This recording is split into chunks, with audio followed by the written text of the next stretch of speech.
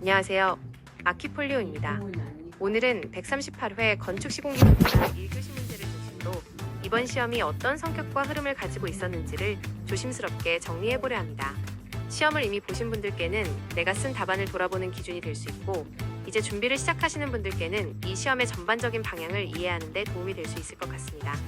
먼저 결과부터 말씀드리면, 아키폴리오에서 정리했던 내용 기준으로 볼 때 총 13문제 중 약 9문제 정도가 출제 흐름과 맞닿아 있었다고 볼 수 있습니다. 이 수치는 서브노트, 스터디, 예상 문제 기준으로 본 결과이고, 문제를 본 뒤에 억지로 끼워 맞춘 것이 아니라 출제 의도와 키워드 관점에서 본 적중입니다. 비율로 보면 약 69% 수준인데, 정답을 맞췄다는 의미라기보다는 출제 방향과 생각의 결이 어느 정도 맞았다는 정도로 이해해 주시면 좋겠습니다. 이런 점에서 보면 이번 시험이 완전히 즉흥적으로 던져진 시험은 아니었다는 점은 이 수치가 먼저 보여준다고 조심스럽게 말할 수 있을 것 같습니다.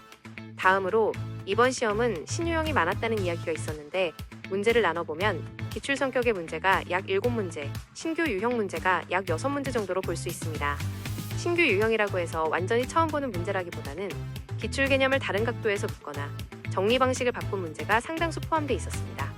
그래서 결과적으로는 10문제를 선택하는 것 자체가 현실적으로 불가능한 시험은 아니었다고 정리할 수 있을 것 같습니다. 공종별로 보면 가설공사와 콘크리트 공사가 각각 3문제, 마감공사 2문제, 총론 2문제가 출제됐고, 구조, 철골, PC공사가 각각 1문제씩 출제됐습니다. 반면에 토공사와 거푸집, 철근공사는 이번 시험에서는 출제되지 않았습니다. 또 하나 눈에 띄는 점은 철골공사의 비중이 이전보다 다소 줄어든 것처럼 보인다는 점입니다. 그 대신 시사성 이슈와 연결된 총론 문제의 비중이 상대적으로 늘어난 것으로 추정됩니다. 이번 시험이 주는 메시지는 몇 가지로 정리할 수 있을 것 같습니다. 첫째, 기출문제의 중요성은 여전히 유효하다는 점입니다.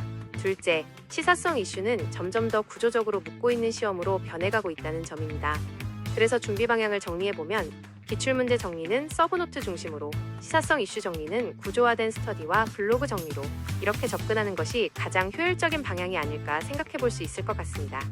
오늘 영상에서는 1교시 문제를 중심으로 시험의 전체적인 성격과 흐름을 살펴봤습니다.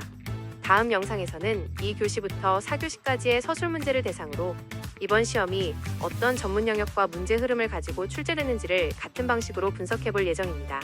그리고 그 분석이 끝난 뒤에는 1교시부터 4교시까지 모든 문제를 하나씩 짚어보면서 각 문제에서 어떤 핵심 포인트를 써야 했는지, 이 문제가 어떤 맥락에서 출제된 것으로 보이는지, 그리고 어떤 시사점을 가지고 있는지를 정리하는 문제풀이 중심의 영상으로 차례대로 이어가 보겠습니다.